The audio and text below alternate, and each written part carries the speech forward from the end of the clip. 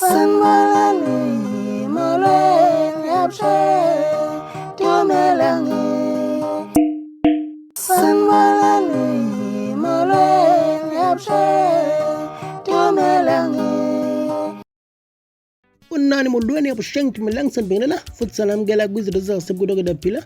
niphile nje siyabonga ukusubscribe cona ucinezele kuzoba uqala nqa uthela amavideo mabe swaposta siyabonga bafesha isibile futhi siphele ezinye sinjibela akasikuphuke nazo ngalesikhathi langempela sicela ukuthi ukuthi ngempela phana ungizwe umfuka mchunu kanye naye umcineka kusho into enzekile kuba ukuthi ngempela ungizwe umfuka mchunu ukwashaya live video langempela ekhuluma khona ngodaba lwakhe lokungaphatheki kahle ngendlela okwenzeka ngayo lapha ngempela kwimpucuzeko nohlelo lwakhona ukuqashwa ngalo noma ukufaka ngalabaculi emcimbini la khona nje ngokuthi ngempela akwazi ukuthi ngaba khona into engathi ikhomba ukuba biased kwakhe umcineka laphana nomsayita nobani kubantuli ababili okuyibona abazimba ngenkulu kahle kahle njengamanje ukumthandeni igcokamelisha kanye ngempela laphana ukhuzane umfowabo Mpungose njengoba ukuthi ngempela igcokamelisha alivele emcimbini kanti laphana ukhuzane umfowabo Mpungose yena uyavela ku live okwenzile ukuthi ngempela ungizwe khona lapho ke ekhuluma umcineka kunamazigcina sephuma lapha ngempela ayengathi awekho mnandi noma engekho mahle nje ehle engehle kahle nje kahle okhombise kuya ngempela phela umcineka ungizwe la nje akhuluma khona izinto eziningi ngempela nje kwanembona eminingi ngokuhlukahlukana kwayo ngenkulumo yakhe ngizwe lapha ngempela umcimbi shinezelo ukuthi ngempela kuthenje mmefu iposter okanye ipost ebiveza ngempela phana ngempela ukuthi kwigezana media kanye noMbuso Wamaciko ngaphambi kokuthi kuqala ngempela osikoleti kanye noSminoff uqala ngempela ukukhulume umcineka kanye naye lapha ngempela ungizwe umculo should bathiwe bazovele bevele nje sebehlangana lapha eMbuso Wamaciko baxoxe ngendaba yabo ngomongela ngodaba labo futhi ukuthi hamba kanjani bethelana amanzi ngendlela okungayo noma bexolisane bebuyisana nje phambi kwabantu kahle kahle kuma camera should ezelo bose kwawo ukuthi ngempela ungizwe sekusele isikhashana esincane ukuthi kuqala uMbuso Wamaciko kubese kwakusho ngizwe umfo wamculo bese wangena live wakhuluma amazwi athize akade ekhombisa ukuthi ngempela yena ngeke sidalo esaphumelela noma ngeke ephumelele sidalo kuba khona uMbuso Wamaciko ngezathu ezithize ke avese wayichaza khona kwivideo yakhe le akade eyishaya live ekhasini lakhe ingizwe online la khona akhulume khona amazwi abukeka noma azwakala kanjena ivideo khona nganza kwethu ngibonile lapha ke iposter ebhalwe insizwa yakumapolo uGeh kukaNgizwe eyibhala ngenxa yokuthi ufuna ukuxazulula izikhalazo zami engizenzile lapha ke kuNgizwe online ikhalaza ngodaba lokuthi abaculi abaningi abamisiwe ngendlela abafanele benziwe ngayo aphinde ngakhalaza nanokuthi isimo sempilo nje ke yonkana nomlando kamaskandi uyadukiswa ngakho-ke ngithi ke kini bantu bakithi bamabhinca njengopresident wenu njengoba mina nomcineka siphambene asibanga lutho sibanga indlela yokwenza sibanga iqiniso sibanga ukuthi abangenzeleli mabengenzeleli kubalekile ukuthi sazi ukuthi umlando kamaskandi uphazanyiswa futhi mabefuna ukwenza izinto zabo abenza izinto zabo ngendlela nje ekahle engaphazamisi umlando kamaskandi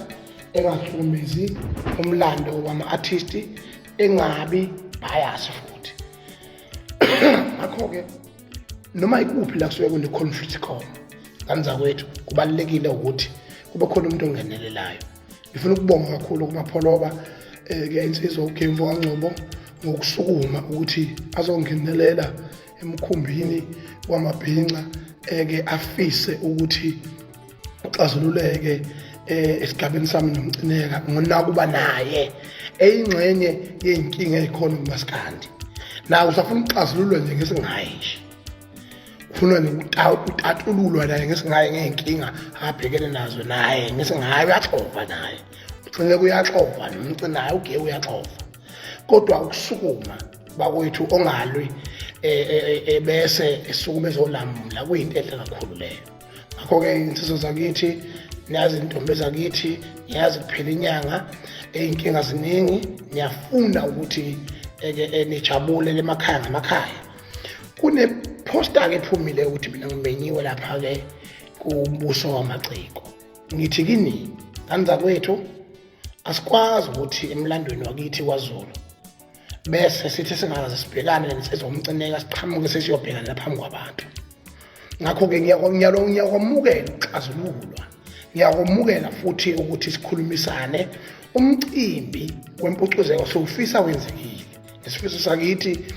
ngangza kwethu ngoba into enhle lela amabhinca athathe 2 years wonke egonqile singazi ukuthi kuzokwenzakalani ezweni. Manje-ke uGeh uMfokaNgcobo njengoba ezama ukusixazulula nje, cha akakwazi ukuqhamuka sesixazulula kumabhanyabhanya amakhamera ukuthi phayi yonke into lapha ngendlela okwenzeke ngayo. Ngithi cha bobo, ungizwe umcuno, angizuphumelela ukuba ingxenye iyakhona lapha kulokhu njalo kuMbuso Wamaciko, angizuba khona. Ngicela ukuthi apho uyahlele kahle umfo wamapholoba ngeviki elizayo sikwazi ukuthi sibonisane nezinsizwa zonke lezi, sibonisane kahle bese siye emphakathini mhlambe sekubukhona la sivumelela khona noma la sigejana khona sigejana kancane bese siyovumelana. Kodwa ngoba kufanele sibahloniphe abantu, umcineka unginengile kakhulu ngesizwe zakhe, kubalekile ukuthi sibonane ngqo naye bese ngaphambi kokuthi-ke siye lapha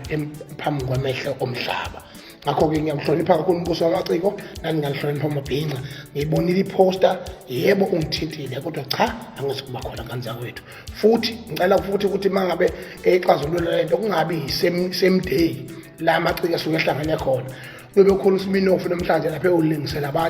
abantu nalomfana oneyinxemo wangapha emzimkhulu okuthiwa usikweletu. Bonke laba bafana laba kufanele ke bethole ithuba lokuthokoza nabo bebe right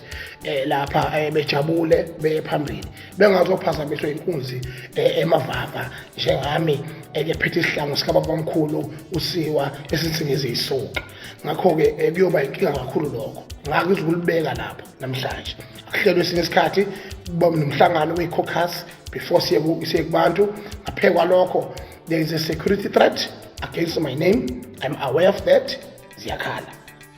sheshani phela madoda nami, ngibulaleni phela kakunini nokunini ngizingela, ngibulaleni phela uNkulunkulu wami mphumuleke. Awuyeni weshembe hayi lokho ngigudla niyalena nani nenkabe ezingamagwala. Okay, sisuke-ke lapho bese siya la ipage lami, kunama-email angaphezulu ka-13. There is an attempt of my page ukuthi lihekhwe. Leyo nto leyo wrong kakhulu. Cela wonke lo muntu ozama lo masimba lawo ozama leyo nto leyo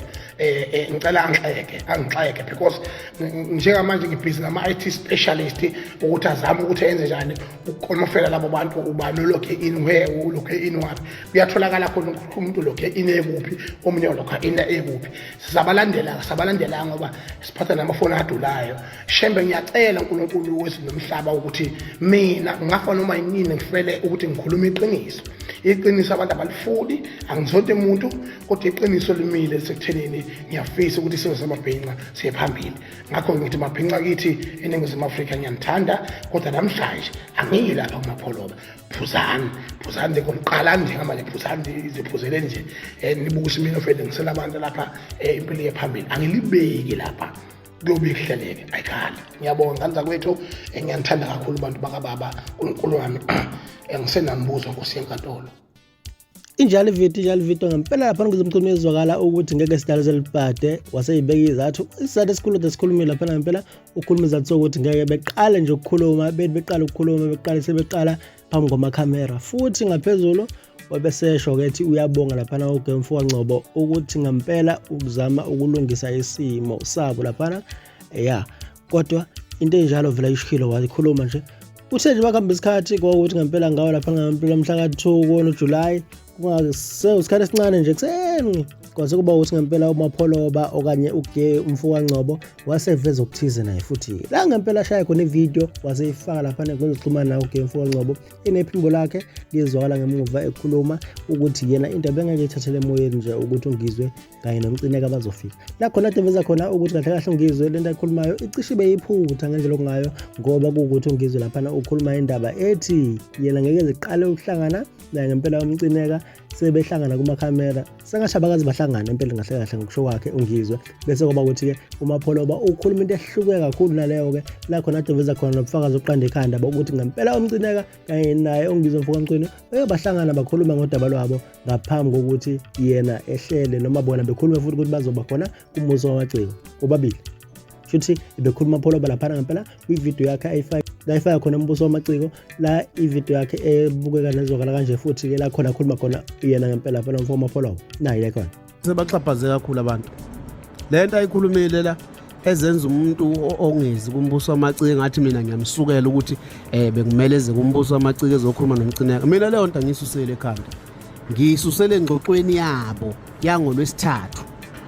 abayixoxile uNgizwe waxolisa kumcineka wathi ngiyaxolisa ukuthi ngikhulume kabi kuwena kade ngiyi-live Monday ngathi unesihluthu esinamafinyile ngiyaxolisa ukuthi ngithuke wena siqu sakho waxolisa uNgizwe kumcineka wazi wamxhawula bayixoxe for 3 hours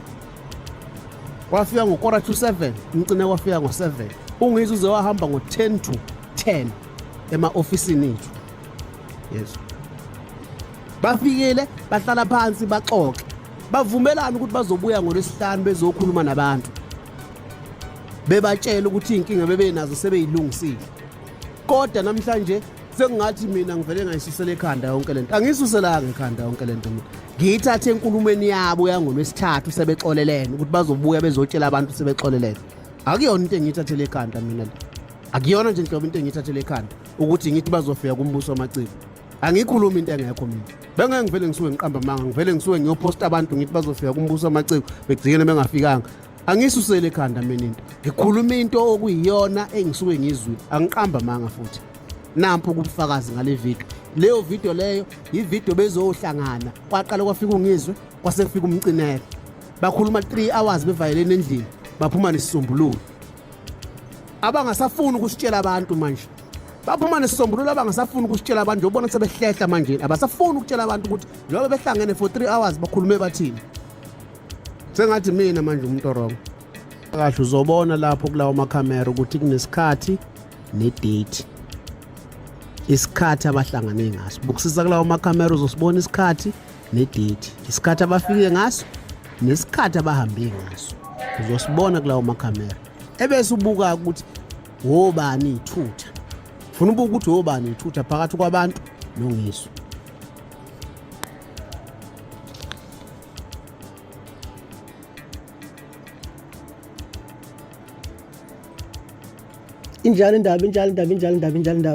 injalo indaba ngempela njengoba beyibeka lapha ngempela for Mapolo ukuthi kwenzakaleni yena uthi ngempela abahlangane amahora impela nje behlangene bekhuluma umcineka kanye naye ngempela phana uNgizwe la khona bahlangana khona bakhuluma babuyisana kwase kuba ukuthi bathatha isinqumo sokuthi bazovela phambi kwabantu bekhulume futhi futhi uNgizwe ukhuluma iphutha nobufakazi buveza kanjalo akusho uvela phansi comment section usho ucabanga ukuthi ngaba isizathu uNgizwe ngempela khuluma iphutha njengoba ekhuluma iphutha lapha ngempela ethi yena akazange ahlangana nomcineka ngokuvela kwevideo iveza nanensuku futhi lapha ngaphansi okuthi ama CCTV footage ke lawana ngempela awakwazi nje ukugeja kodwa ngingazike awusho uvela phansi comment section ucabanga ngenkulumo yakhe ngempela uNgizwe umchunu kanye nayo ngempela phana inkulumo Mapolo kanye nokuhambelana kwamavideo nesimo sokuthi ngempela bake bahlangana kanti uNgizwe uthi yena cho abakaze bahlangana shovula kwa comment section usho ucabangani ucabanga ukuthi ngesiphi isizathu mhlawumbe sokuthi uNgizwe eze nje enqabe ukuthi evele kuMbuso Wamaciko mawukuthi sikhona ocabanga ukuthi ngaba isona ngaphandle kokuthi ngempela uNgizwe unqena amakhamera njengoba eshokela shovula kwa comment section usho ucabangani bese uthi nawe sidibana ngokuzayo.